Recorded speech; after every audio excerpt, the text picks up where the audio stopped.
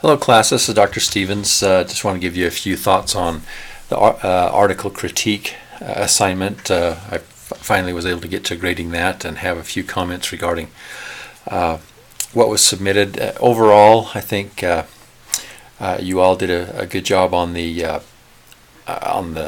assignment in terms of identifying the parts of the articles that I was looking for and so on.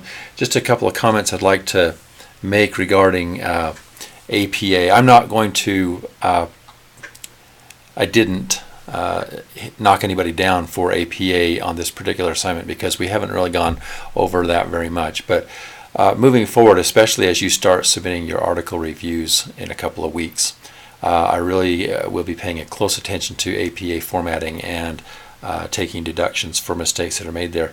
The problem that I have is that it just takes so much time for me to make a comment on every APA correction that needs to be made. And so what I think I'm going to do moving forward is not necessarily identify exactly what you did wrong, or that sounds terrible, that's not what I mean, but what needs to be corrected. I think I will just simply indicate that a correction needs to be made, maybe with something like just a note that says APA, which means you now need to look at that and see what needs to be corrected. I've posted a sample paper actually from a former student, and you're welcome to take a look at that. In fact, I'm requiring you to take a look at that. It's going to be between modules coming up, and you will have to actually view that paper to be able to move on to the following module. So I'm sorry, but I'm forcing you to review that paper.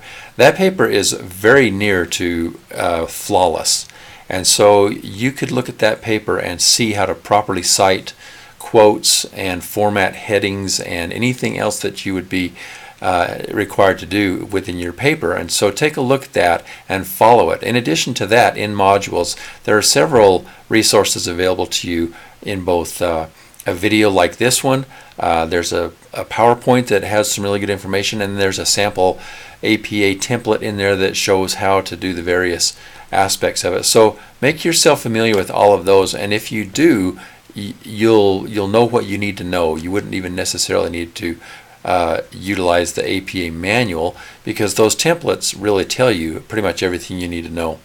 A couple of other things.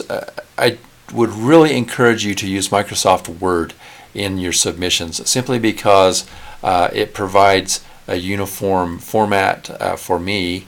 All of the students would be submitting the type of a file.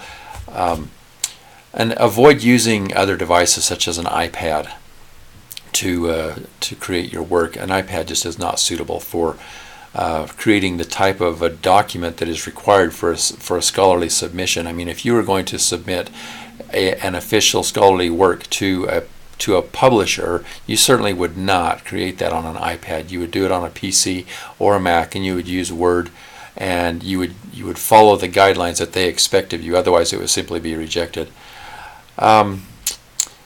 And then just in a couple of cases, it appeared that some students didn't actually read the prompt as to what was expected of them in the assignment. Just for your own well-being, in every assignment and discussion and whatever I'm asking of you, read the prompt and follow the instructions, and make sure that you address everything that's in there. If the prompt asks you to answer 4 questions, then answer those 4 questions, and make sure that it's clear that those questions have been answered. So that'll help you out a lot on your scores. So anyway, feel free to contact me if you have any questions. Take care.